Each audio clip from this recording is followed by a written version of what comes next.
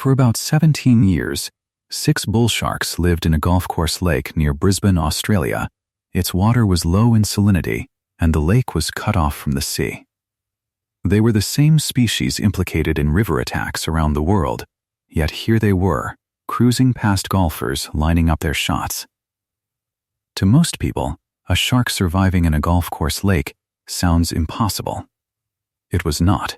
They survived for years in a water hazard, where an ordinary ocean shark's body would begin to fail.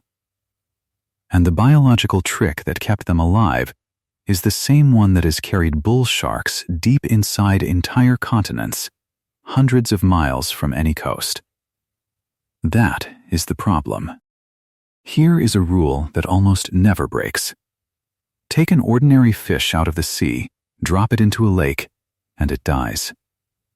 Without the salt its body expects, water floods into its tissues while essential salts leak out, until the chemistry its organs depend on breaks down.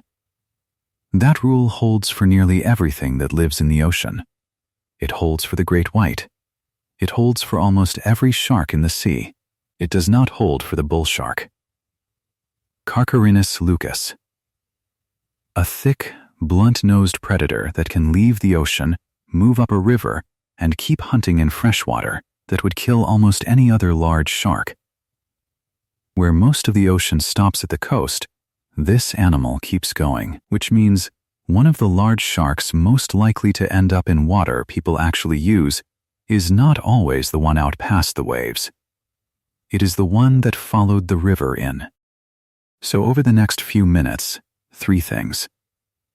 First, how a saltwater animal cheats a rule of biology that kills almost everything else, using an organ you would never guess. Second, exactly how far inland it has turned up, and the lakes and rivers on that list will bother you. And third, why this specific talent makes the bull shark one of the large sharks most likely to end up in the water people actually use. By the end, there are no sharks here. It's a lake is going to sound very different. Let's start with the rule it breaks. Why does freshwater kill an ocean animal in the first place? It comes down to salt. And the answer sets up everything that makes this shark impossible. The fluids inside a saltwater animal are far more concentrated than the freshwater around it.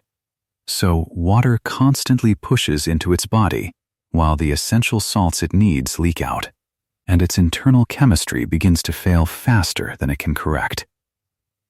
Most ocean fish and most ocean sharks cannot compensate. Drop them in a lake, and the clock starts. The bull shark simply does not obey this. It is what biologists call euryhaline, an animal that functions in fresh water and saltwater both. And it is not a small, fragile thing sneaking into the shallows to hide. A typical bull shark runs about 2.4 meters, roughly 8 feet. A large female can reach around 3.5 meters, near 11.5 feet, and weigh over 360 kilograms, more than 800 pounds. This is not a small specialist slipping briefly into brackish water. It is a heavy-bodied predator moving through water you could stand up in. And it is not gentle about it. Pound for pound, according to a 2012 study in the journal Zoology, the bull shark has one of the highest relative bite forces ever calculated for a shark. A large bull shark was estimated to generate nearly 6,000 newtons at the rear of its jaws, about 1,300 pounds. In the study's size-adjusted estimates, it ranked above the great white and the tiger shark.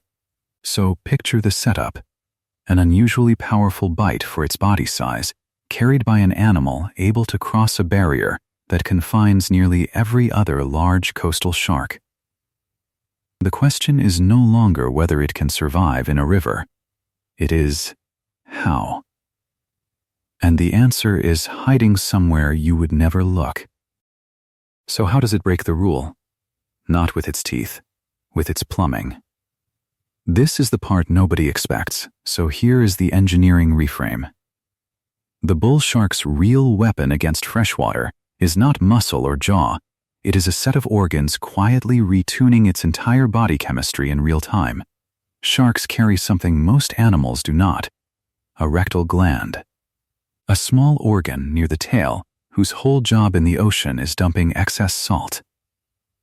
When a bull shark moves into a river, that gland simply turns the setting down, holding on to sodium and chloride instead of throwing them away. At the same time, its kidneys shift into overdrive, producing enormous amounts of watery urine to bail out the flood coming in. A bull shark in freshwater urinates up to 20 times more than it does in the sea. 20 times. It is the biological equivalent of continuously pumping water out of a leaking boat. Meanwhile, it lowers the concentration of urea in its body, narrowing the osmotic gap between its internal fluids and the river. Water still enters, but far less aggressively, while the kidneys keep flushing out the excess. Physiologists like Pillans and Riley mapped this whole system: gill, kidney, and rectal gland, all working together, and the takeaway is simple and unsettling. The bull shark is running a life support machine inside itself that lets it ignore a border almost every familiar ocean shark obeys. But none of this comes free, and this is the part that keeps the animal honest. Running that system all day is expensive. Holding on to salt, pumping out water, and constantly rebalancing its own chemistry burns energy, and it leaves the shark more easily stressed in freshwater than it ever is in the sea. There is a physical tax on top of the chemical one. Freshwater is less dense than saltwater, so an animal that barely floats in the ocean sinks harder in a river. Its oil-rich liver, the thing that normally keeps it buoyant, only makes up part of the difference, so it has to work against its own weight just to stay off the bottom. And there is a hard limit at the far end of the trick. As far as we know, bull sharks do not actually breed in pure freshwater. They can live in it, travel through it, and hunt in it, but the pupping grounds and the next generation stay back in the brackish water near the coast. The freshwater talent is a pass, not a permanent home. Here is why that should get your attention. That border, saltwater, is what keeps almost every other shark out of the lakes and rivers people swim in every summer. For the bull shark, that barrier is permeable. And once that internal life support system is running, the only question left is how far inland it can carry the shark. So how far inland has one actually been found? Farther than most people would ever imagine, and the list is genuinely unsettling. Start with the most extreme. One of the furthest records comes from Iquitos, in Peru, roughly 4,000 kilometers up the Amazon, about 2,500 miles, deep in the continent, about as far from open ocean as a river can carry it. In North America, they have gone up the Mississippi as far as Alton, Illinois, roughly 1,100 kilometers, about 700 miles inland. That is not a modern fluke either. The Alton record was set in 1937 by a shark over 2 meters long in the middle of the United States. And those are not isolated cases. Bull sharks have been reported up the Zambezi deep into Zambia, up the Tigris as far as Baghdad, and through the river systems of South Asia. The pattern shows up across tropical and subtropical river systems on several continents. And the Lake Nicaragua sharks fooled science for years. For decades, researchers debated whether the lake held its own isolated freshwater species, a shark that had never touched the sea.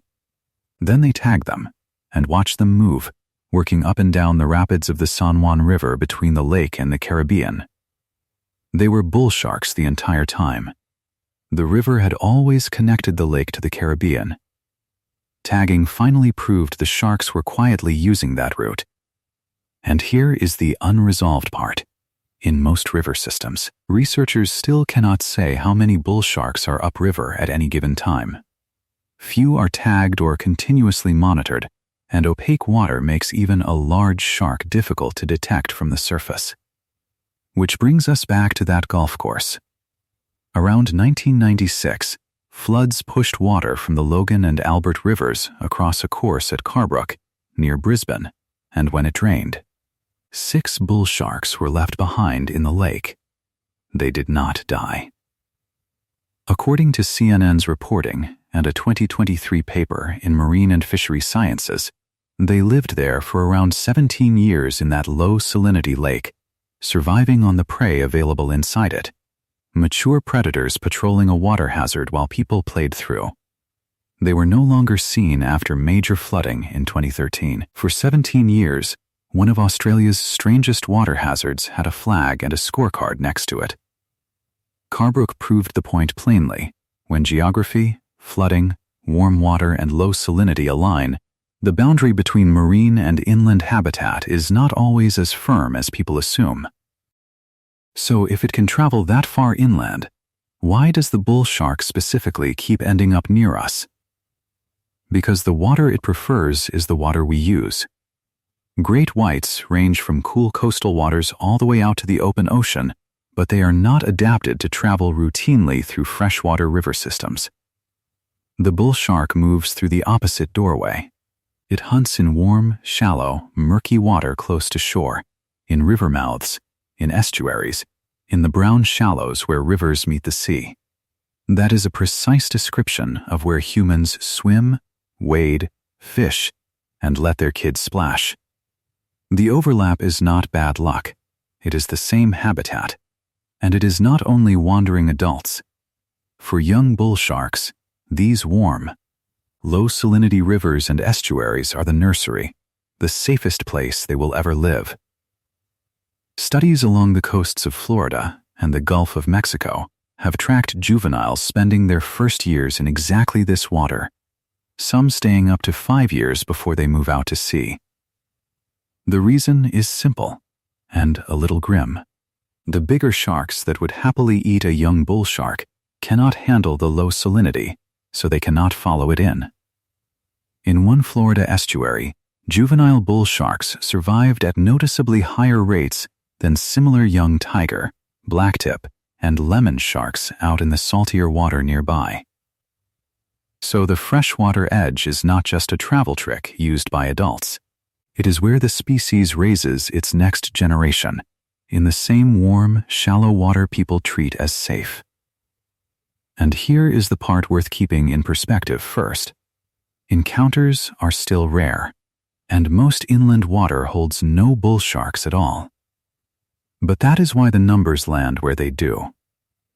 The bull shark ranks among the top 3 species implicated in confirmed unprovoked bites, behind the great white and the tiger shark, and it sits in that big 3 as one of the sharks most often involved with people. And a lot of that comes down to the water it prefers.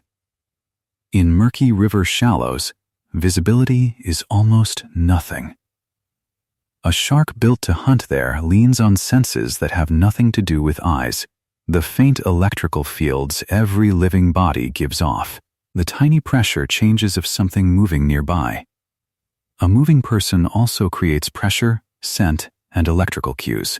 The bull shark is not out to get you. In cloudy water, it may simply detect and investigate those signals, coming into close range before either the animal or the person has a clear picture of the other. Put a powerful, curious, thick-bodied predator in that water, and contact simply becomes more likely. It also helps that the bull shark is a generalist. Its diet runs from fish and rays to turtles, seabirds, and other sharks, so it has no need for rare prey to stay in the shallow, warm water closest to people. That means one of the large sharks most likely to occupy human-used water also carries one of the hardest size-adjusted bites calculated in any shark and far fewer habitat restrictions than most other large coastal species. So what do you actually take from this? Not that every lake contains sharks. The overwhelming majority do not, and a bull shark in a random pond is still rare. The stranger truth is that freshwater safety is not a universal law. For bull sharks, certain rivers are not barriers, but corridors, leading into the same warm, shallow water people use. That is not a reason to fear every pond, but it is a reason the assumption deserves a second look. The coastline is where our map says the ocean ends. It is not necessarily where the bull shark stops. You were never as far from the sea as you thought. So here is the question worth leaving on. Would you still swim in a warm river that connects to the sea, now that you know what can travel up it? Tell me where you draw the line in the comments. If this changed the way you look at freshwater, subscribe, because there is a new ocean predator breakdown every week. The next one is smaller than your hand and strikes so fast that the water itself delivers a second blow. Almost nobody takes it seriously, because it looks like a shrimp. That's next time.